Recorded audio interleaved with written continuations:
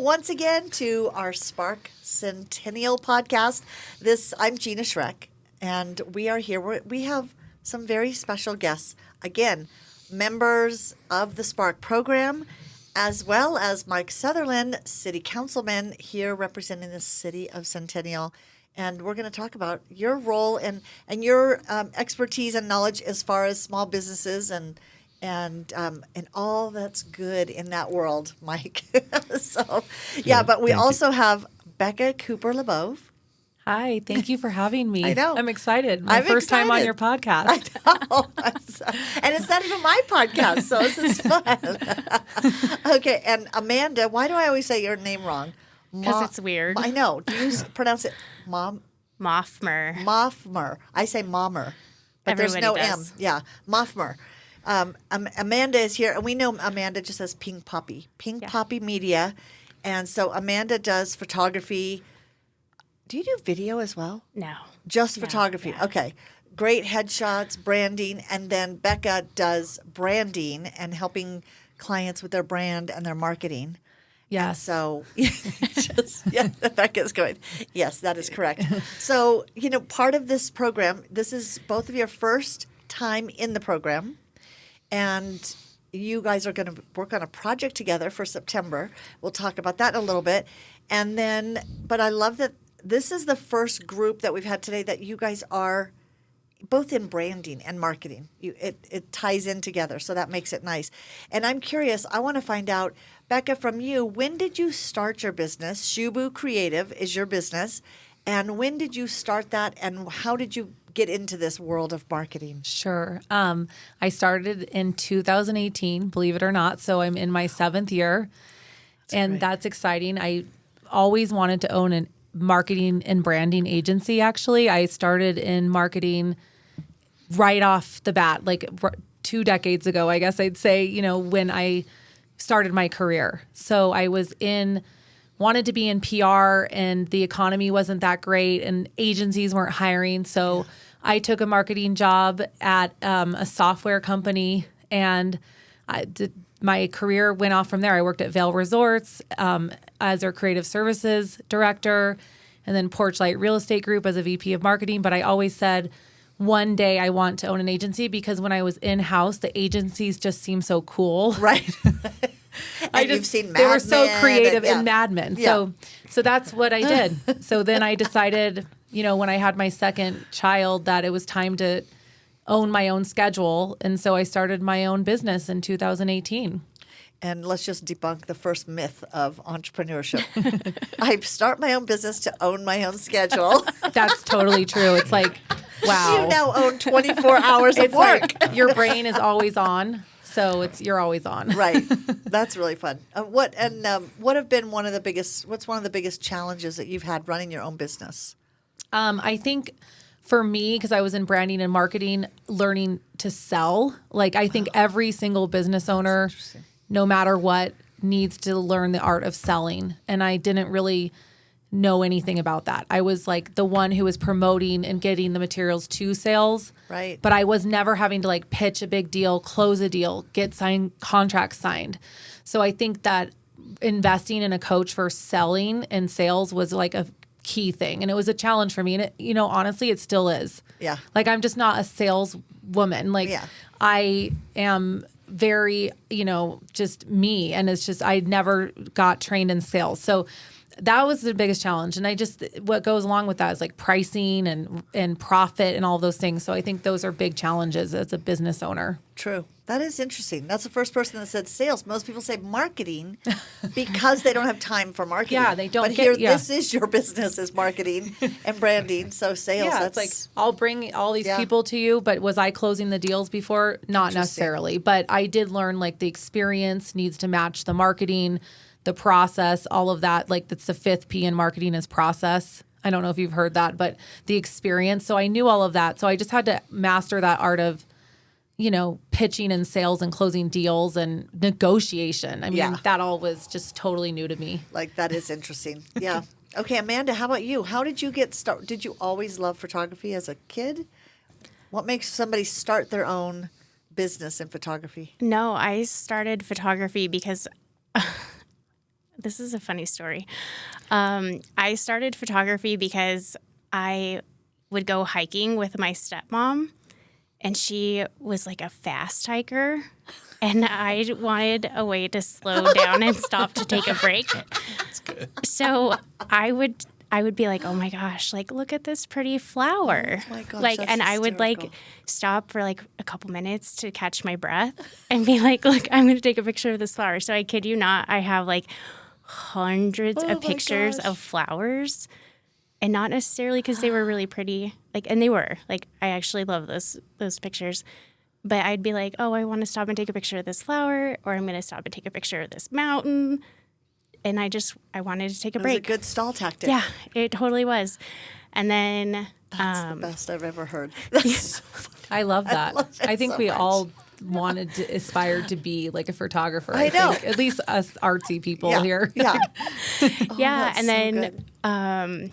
no, like, even so in college, I was a business major because I didn't know what else to do. It just seemed super practical. And I took one photography class.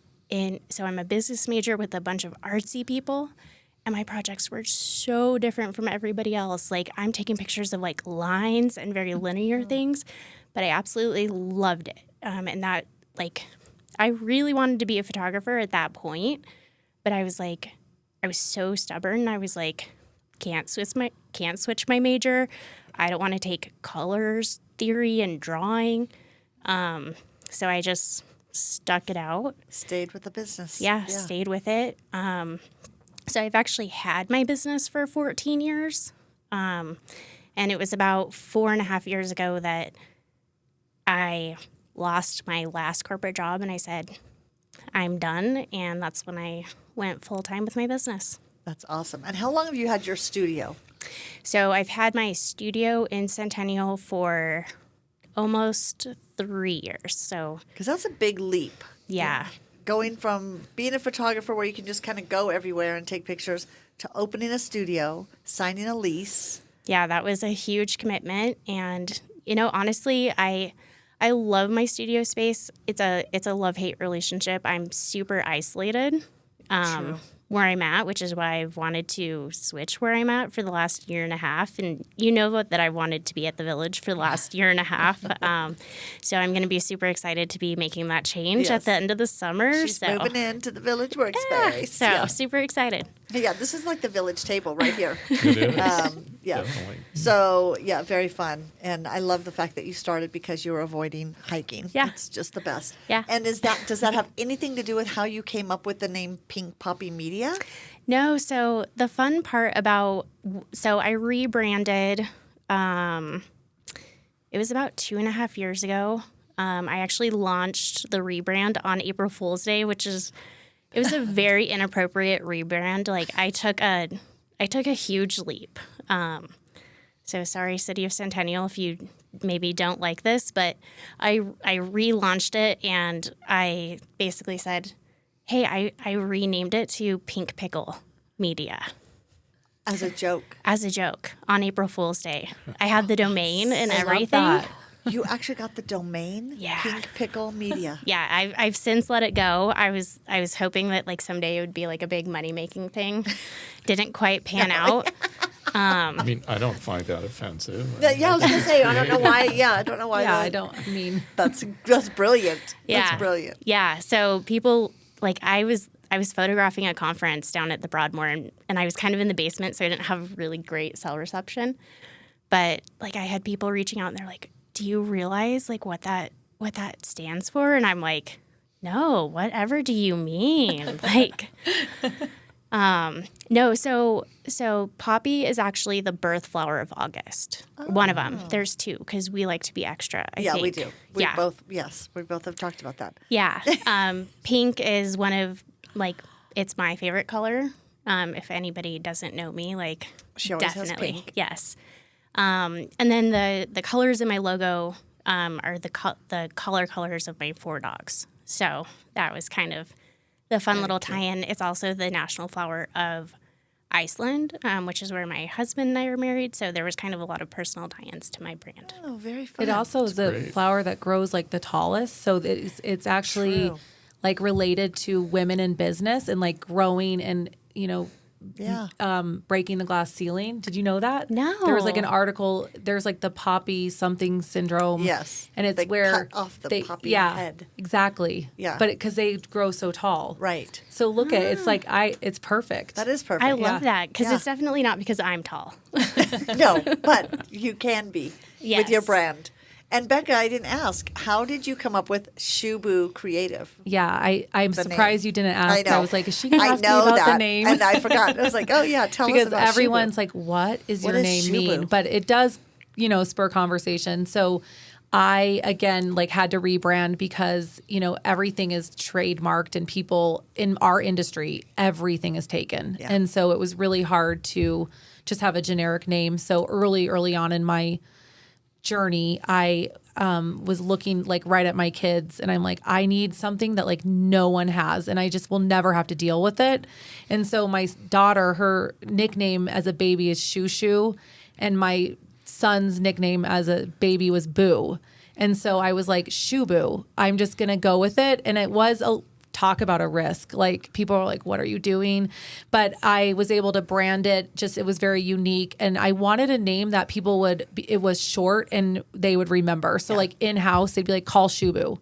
If they needed like an outsourced marketing agency, And call it's fun ShuBu. to say. Yeah, it's fun to ShuBu. say. So, it also, I looked up what it meant too, because I wanted to make sure that wasn't like an inappropriate word in other languages. Because I did do like a lot of research on it, and it might mean like the main thing in Japanese I read like on the internet. So that's really like, it does go with branding. Like you find the main thing and you want to focus on that like key message. So, but it really is my kids' nicknames as babies. That's so cute. I love it. Yeah, fun stories. And it's trademarked. And it's trademarked, which is important. Okay, both of you. Becca, how about you start first? If you were to, knowing your experience as an entrepreneur and what it has taken to run a business, somebody comes to you that's wanting to start their own business, especially in marketing or branding, what advice do you give them?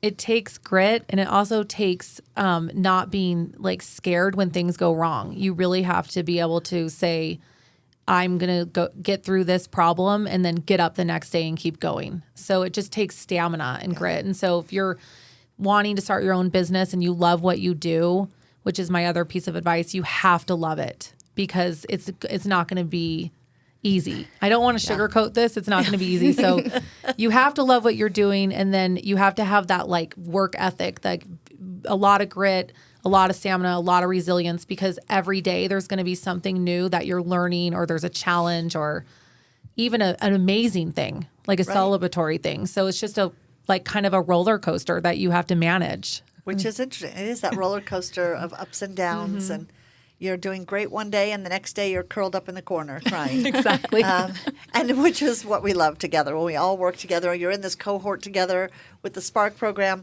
you meet people and you at least realize, oh, there's someone else is going through what I'm going through, and they'll understand the tears and the agony. Exactly. Absolutely. Together. And then when you have a win, you're like, oh my God. And Yes, you have sometimes someone like that people that celebrates. are entrepreneurs don't get it. And Right. it's like the biggest day. Yes. You're like, I just closed Yes. a big deal. Yeah. Like, yay. Yay. You need people to celebrate with you. Yes. Which is really fun. How about you, Amanda? If somebody said, I'm thinking of starting my own business as a photographer. I think, and this is something that I see a lot of photographers, they make this mistake. And I try to tell them, specialize. You can't be interesting. good at everything Yeah. if you're trying to do everything. And that's one of the things that I made this mistake for a long time. And it wasn't really until I think about 3 years ago that like I learned this, and it's made such a big difference. And I think my customers really see the difference in what I do is specialize. I feel like I can take a great headshot, and especially even if I'm at a conference or something like that, I can give someone a really great headshot that they love in 2 minutes, because I spent 40 hours like getting really good at headshots. Right. You know, I market so much better because I specialize. Yeah, you can be specific. And it is hard when people are new in an industry. You're new at a business. Somebody says, "Can you shoot a wedding?" Sure, because it's money, right? You Yeah. go, "Do you pay?" "Yeah, I'll be there." Yeah. "Can you shoot real estate?" Sure, I can go shoot real estate. Yeah. "Can you do this? Can you do this?" If you say yes to everything, you can't really get good Yeah. at that craft. So that's true. Yeah. That's I great agree. I advice. totally agree. Yeah. Same with, I mean, Yeah. probably any business, but yeah, Same. marketing. It's the same thing. I think when I first started, I didn't want to say no to Right. things, but over time, like when I started getting like a little bit more specialized, I noticed there was a lot of purpose-driven like nonprofits coming to me. So we got really good at working with nonprofits, and then we also have a lot of real estate that comes to us. So it's like two focuses, but I know that those are really good audiences because we got really good at developments and real estate development branding, and we got really good at like purpose-driven branding. And we do have other clients, but it makes marketing easier because you can like focus, and even just what you're going after, right? You like don't spread yourself too thin. So that's really good advice. And my clients know that too, and they come to me and they recognize that in me, and they'll tell me, like, "We like seeing that on your website. We only see this." Yeah. And so I think I can do a better job with my clients and give them a better process because I have that specific focus. Yeah. So Which is really cool. Well, we always talk about in business, when you make a mistake, especially one that costs money, it's like paying your college tuition. You know, you never stop going to college. Yeah, you're learning. Yeah, you're just always learning. And some days it's a bigger tuition payment. Do you have any story, either one of you, of a lesson that you've learned that cost you, that you can be yeah. generic about? You can go first. yeah, I mean, I think one of the biggest lessons that I learned is, really learn to trust who you let be involved with your business. That's great advice, yeah. Advisors, Yeah, coaches. yeah. There's going to be people who come into your life as a business owner, and just make sure you really trust who those people are that you talk to about your business. And just, whether it's, a friend or a colleague, perfect example. Like, I had somebody build a website for me, and it's a beautiful website. I can't change a photo. Oh, And that's it's- painful. And that's a really big investment that you make in your business, but, make sure that you still are able to like have control Yeah. over your business or the people that you talk to about business decisions. And anytime you're making investments in your business, like, just make sure like you still maintain that control. That's great. So whoever, that circle is, just make sure that you can, just really trust those people and trust who you confide in. Just, You could get burned. Yeah. How about you, Becca? I mean, I've learned a lot over the last 7 years, but I think one of them was I wanted to scale. So I started hiring people, and they were contractors and they weren't even full-time yet. But I just like got on the phone, and I hired like referrals. So I didn't have a job description written out. So that's one thing I learned is like, you really need to think through that. And then the processes that you have in your business are so important when you start to bring people on. And if you don't have the process, you cannot expect them to like even know what to do. Yeah. And I just thought they know what to do. Like, I don't know what I was thinking. You're in marketing. You know what to do. But Yeah. like, they have to have structure Right. when you bring people on. So just making sure that you have structure. And then another business mistake that I've learned from is just not breaking your own process. So like, sometimes because you're so good at it, you're like, oh, I'll just cut this and I'll do it this way and try to change it. And it's better just, even if it takes longer to like get the contract signed, and then make sure you have a very clear scope, and then recap on the scope. Even if they're one of your friends, just follow the process, Right. and make sure it's just, so, you'll always obviously like pivot and change your processes, but just make sure you're you're not just doing something fast because you're so good at it. Just follow it because it does make a difference. So I've had things happen to me where I didn't do that and then I was burned, like I didn't have a contract, or something like that. Yeah. Or I didn't regroup on the scope or something and then there was an issue. But, I've learned along the way. Which is smart. Okay, you both are in the Spark program. What made you sign up this year to be one of the Spark cohorts? So really for me, I gave myself a couple of stretch goals last year. One of them was to do some sort of public speaking. It's not something that I'm comfortable with. This is not something I'm comfortable with. And She's going to stop right now and take a picture. She says, look at this flower over here. She wants to slow down the hike. Yeah, exactly. yeah, good. but it's, when it was something that I thought, I started thinking about, like, I do have knowledge that I feel like I can share with the business community. And so I really just wanted to put myself out of my comfort zone and do some public speaking this year. And so I put in my application, and for some reason they thought it was good enough to accept it. And so here we are. Because you will be teaching a class or putting on an experience for people in September. And so you will be speaking Yeah. at yeah. that. Okay, Yeah. that's exciting. How about you, Becca? What made you decide, okay, I'm going to sign up for this? Actually, I didn't know about it. And so it was referred to me, and I'll just give her a plug. My realtor friend, Hope Stafford, that's helping with our social media too now.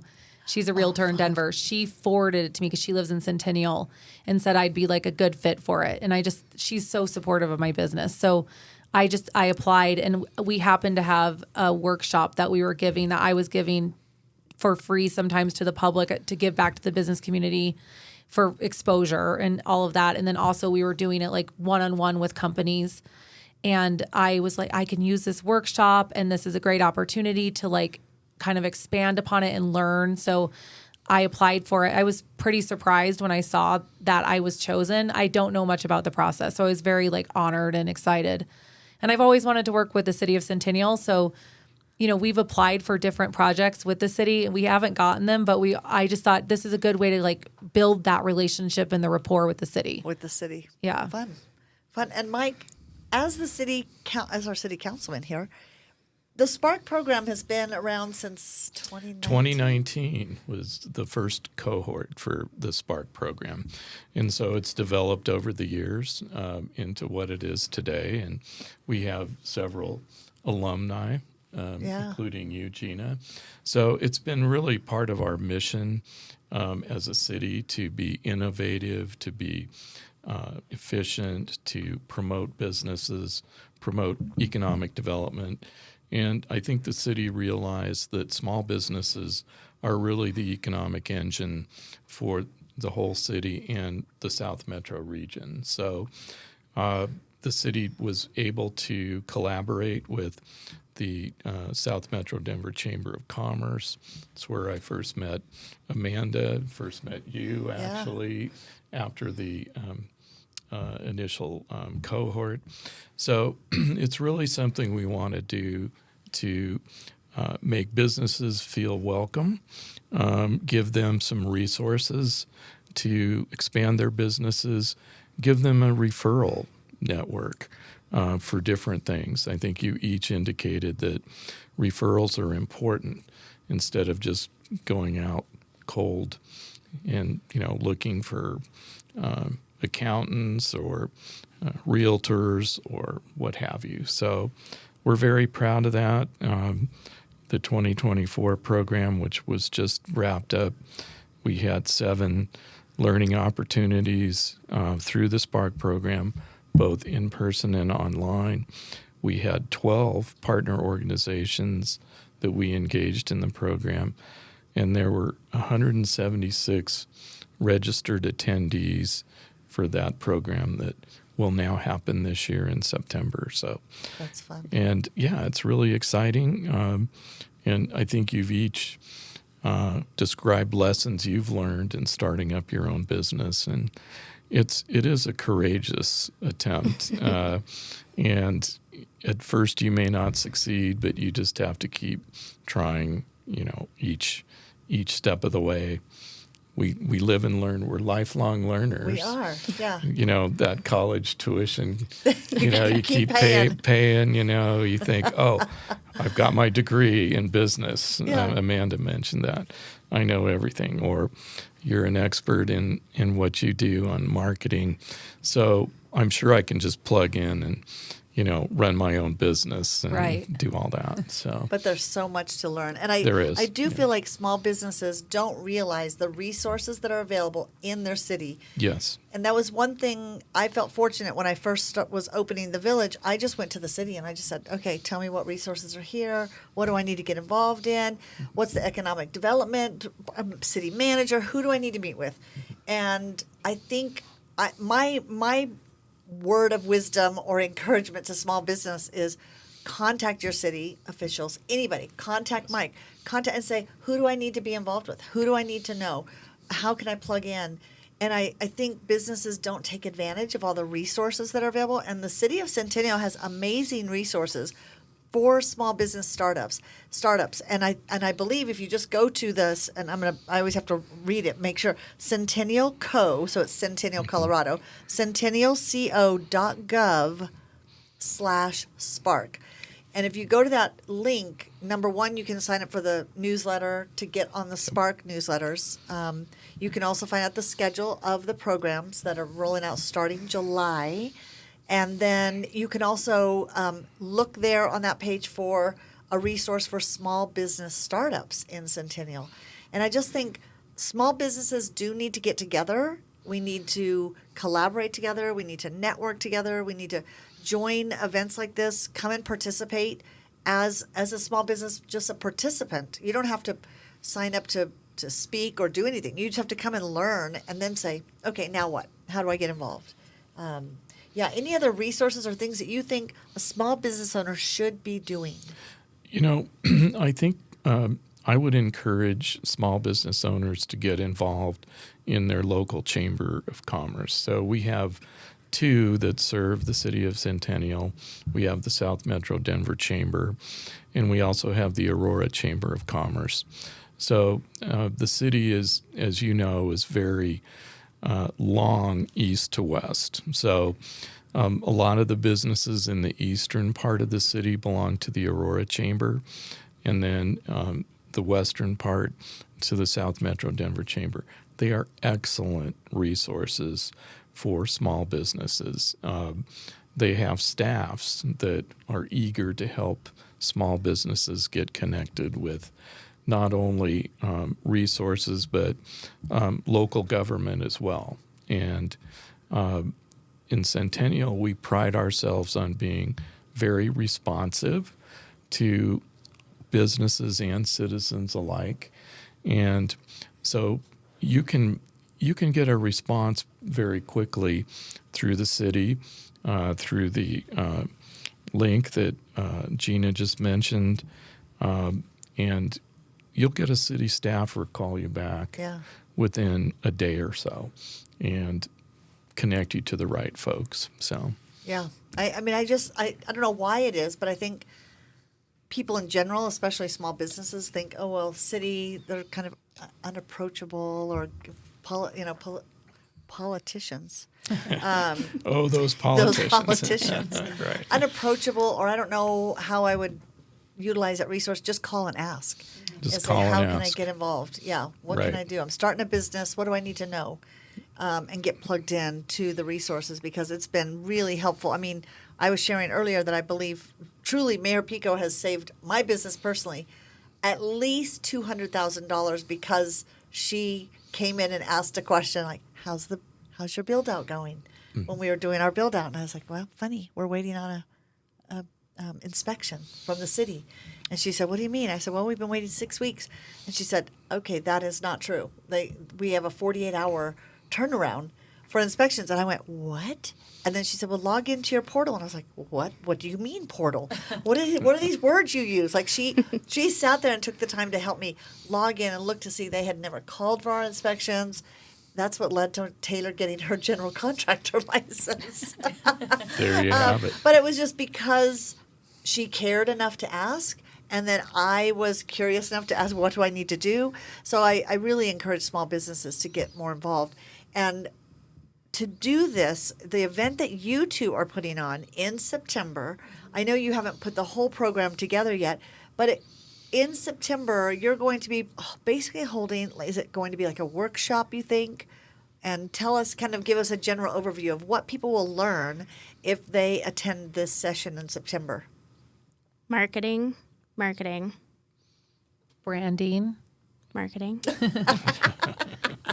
Well, we Yeah. can tell who's going to handle which Right, yeah. topic, right? Marketing and branding. That's So great. really, if any business, regardless of size, right? It could be anybody that wants to come and attend. Yeah, I mean, I think it's going to be very interactive. We know that from the Spark program that they really encourage that, and then we already have ideas for making it hands-on. So it'll be engaging, and you'll definitely hear a lot about marketing and branding and how that can help your business. Yeah. Yeah, I think, the entire idea is, where are you currently at as far as what you're doing, what do you have, and where do you need to get to just make everything that you're doing in your business, make it stronger. So if you just have a logo, where do you need to go to make it better? So really just what pieces, where do you stand currently?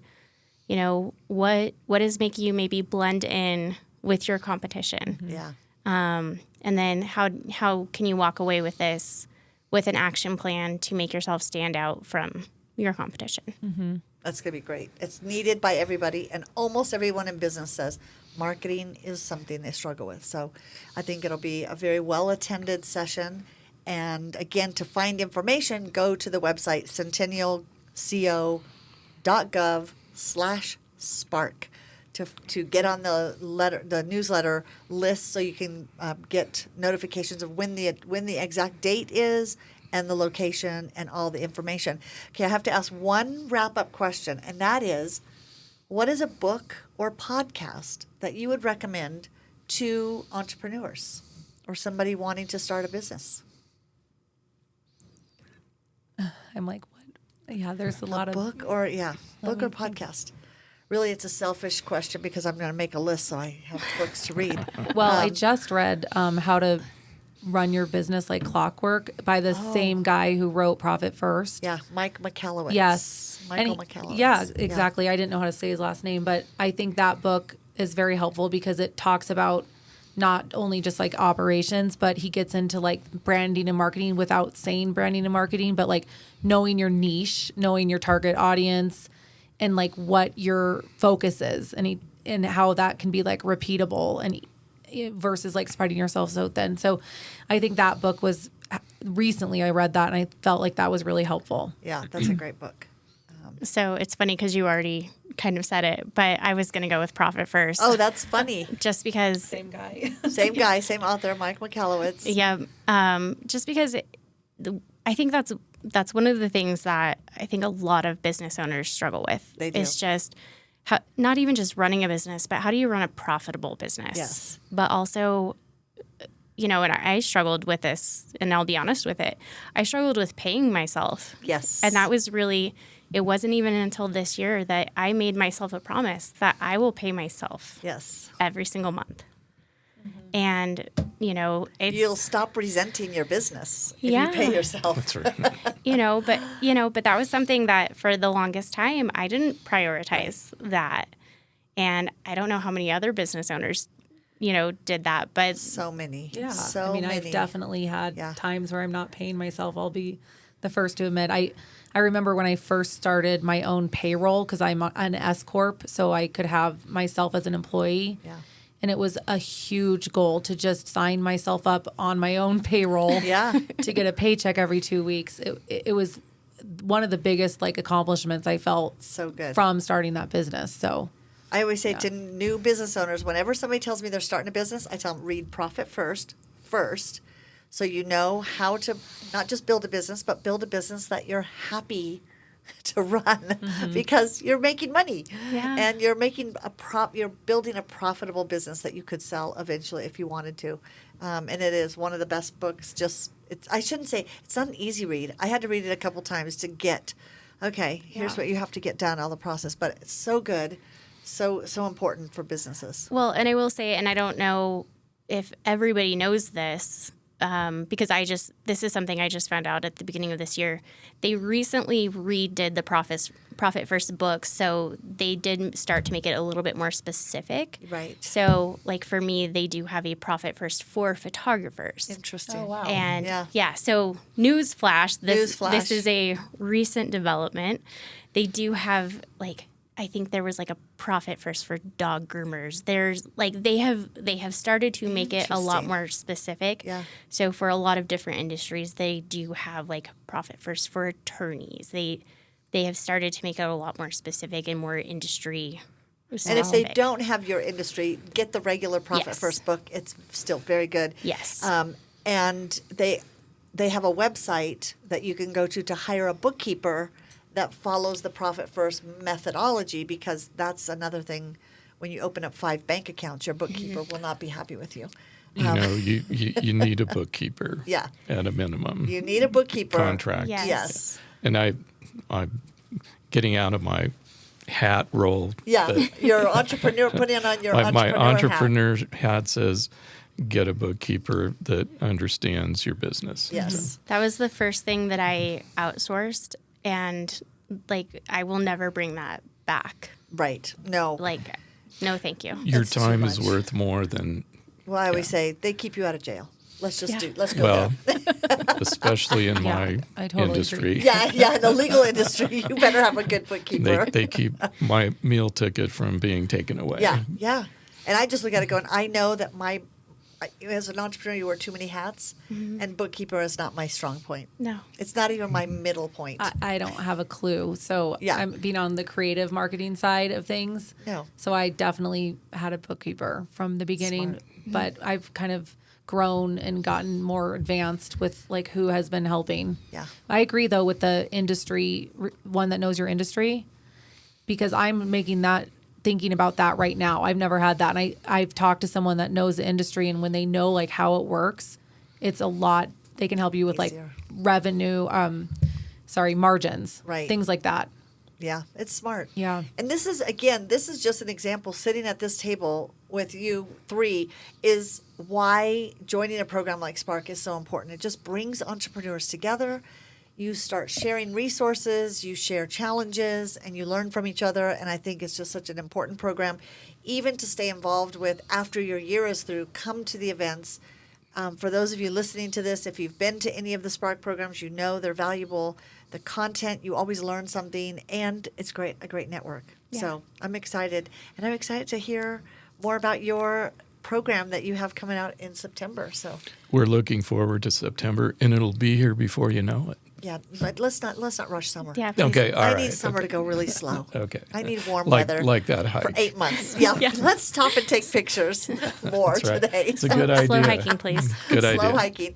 Well, you guys, this has been great. Thank you so much for your time, and we look Thank forward you. to Thank you. Spark program rolling out starting July is the first program. So The first one in July. see everyone in Wow. July. Yep. How exciting. Yeah. Well, thanks for having us. Yeah, thank you. This was fun. Thank you, Gina. you. Appreciate you conducting this.